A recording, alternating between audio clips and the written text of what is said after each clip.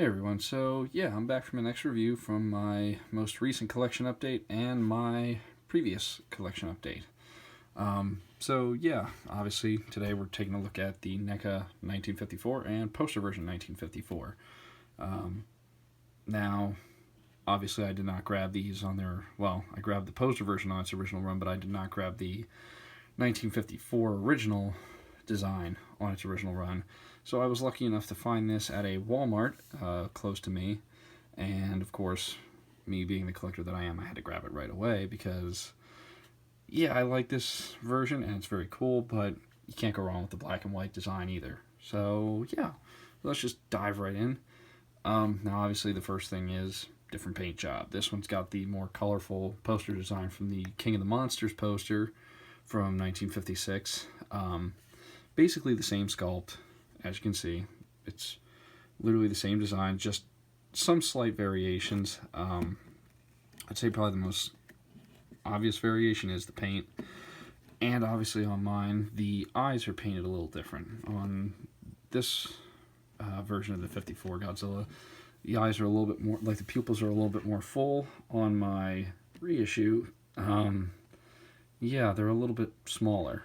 So yeah, but it's the same design, and that was part of the thing that kind of, I wouldn't say upset me, but kind of made me realize that they weren't putting out necessarily a new sculpt of the 1954, because as you can see, the poster version still has the wire tail that I'm not very fond of.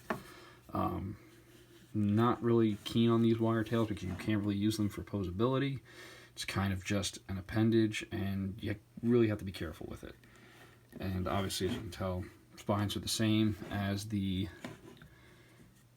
original design, but what I like about this one is it seems like they went for a little bit more of a rough texture as opposed to the poster version, which the spines on this seem to be very smooth, and also that mine happened to clash with the mid-spine with the next one up seemed to clash quite a bit, but that's a minor gripe.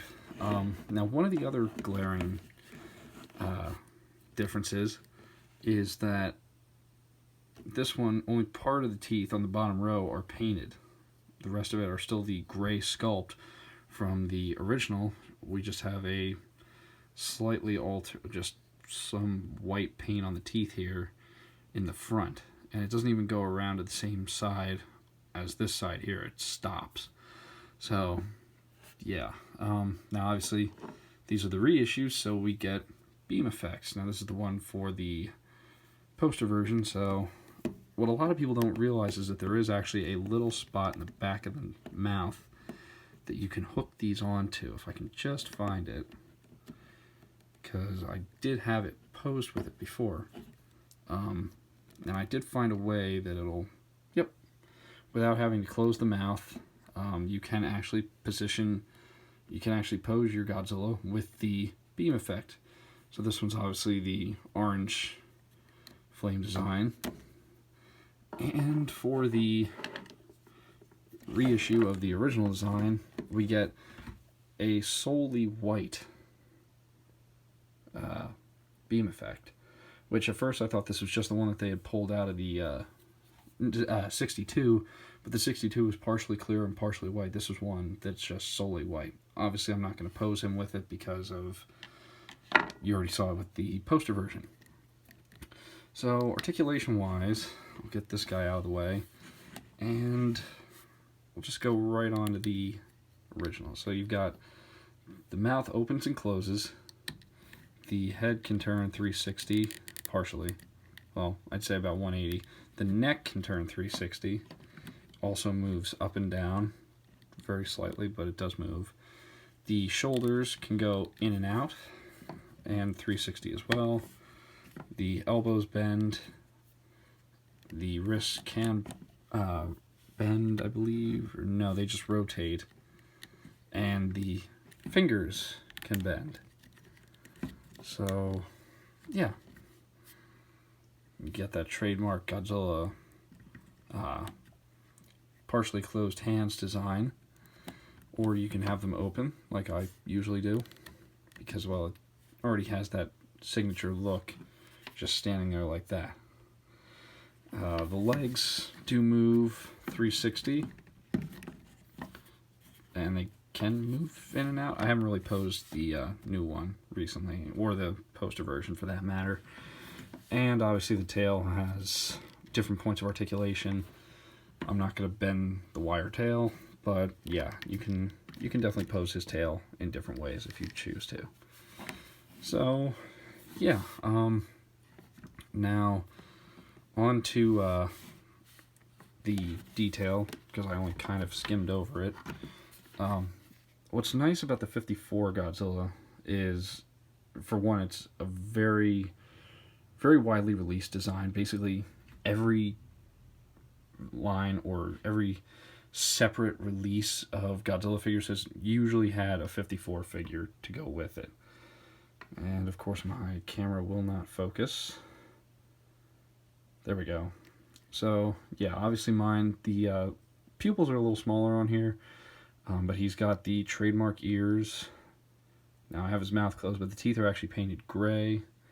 The spines have that nice deformed color to them.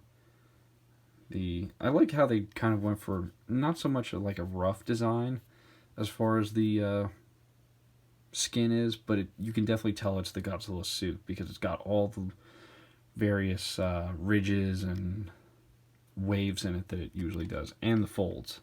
Got the nice chest fold there, really makes it look like a suit. And the claws, now mine, a little bit deformed, but it's minor. This side has it. It's a little bit more pulled up towards the pinky. And the tail, which this is also something that I really like, as opposed to the Bandai 1954 that I have. The paint actually goes all the way down the tail. It's not like they take it to like here and then stop the rest of the way and it's just bare vinyl. It's actually painted. So yeah, great sculpt on this figure. Honestly, I've seen the Monster Arts 1954 in person, and I like it. It's probably a little bit more true to the Godzilla design as far as texture and the look, but you're also looking at a major price difference there. This you can pick up for 20 to 30 bucks. Great figure, great sculpt, great points of articulation. I mean, yeah, he doesn't look down at his crotch, to use Ultraman Kronos' words, but do you really need him looking down at his crotch? It's not necessary. It does all of what you need it to do. And honestly, this is like stop motion filmmaker's dream, is that these are superposable, so we're not using the Bandai figures like we were years ago. Now it's just great that NECA is actually giving us stuff over here that we can go to a store and pick up without having to order it, import it, wait for it to come in. You can go right to an FYE, right to a Walmart, Target, wherever they may stock them, and boom, you can find a Godzilla. And like I said, for the price point, the quality on these is fantastic. NECA has really stepped up their game recently, because I'm sure a lot of people remember the 1984 initially, and even when they fixed the head, the spines were still too small. Thankfully, now that they're reissuing it, they fixed the spines. The spines are actually a full-size design. So, yeah, would highly recommend both of these. This one I would say is more of just a display piece. I wish I would have kept mine in the box, but I didn't. I still do have the box for it. This one didn't come in the window box like they said it was at Toy Fair. It actually just came in one of the plastic clamshell designs, which I don't mind it that way, but from the pictures that I was seeing when NECA was unveiling some of this stuff, it looked like we were going to get this in a nice window box design with the original Japanese poster, kind of like what we did with the poster version of the 1954 King of the Monsters poster. We had the King of the Monsters poster, and on the inside there was Godzilla, and it was almost like the back of it was also designed to look like the poster as well. So yeah, I have no complaints. Definitely recommend both these figures because they're basically the same design. You're only just, one is just your standard 1954 design. This one, like I said, is more of a display item. It's not really meant to be used for stop motion, although you could easily use this for stop motion, but if you were looking to get one to make a movie with, I'd recommend the black and white design. So yeah, hope you guys enjoyed the video. I will see you guys for the next one. I'm going to give both of these figures, I'll give them a 4 out of 5, mainly because the tail's a little small, but then again, it's nothing big to gripe about. It's an older design that we just got reissued. So yeah, great sculpt, great paint. Really glad that they include the beam effects now. Really nice addition. So yeah, would definitely recommend these. You can basically find them at Walmart, FYE, wherever you usually can find your NECA and Godzilla figures. So yeah, hope you guys enjoyed the video. I'll see you guys later.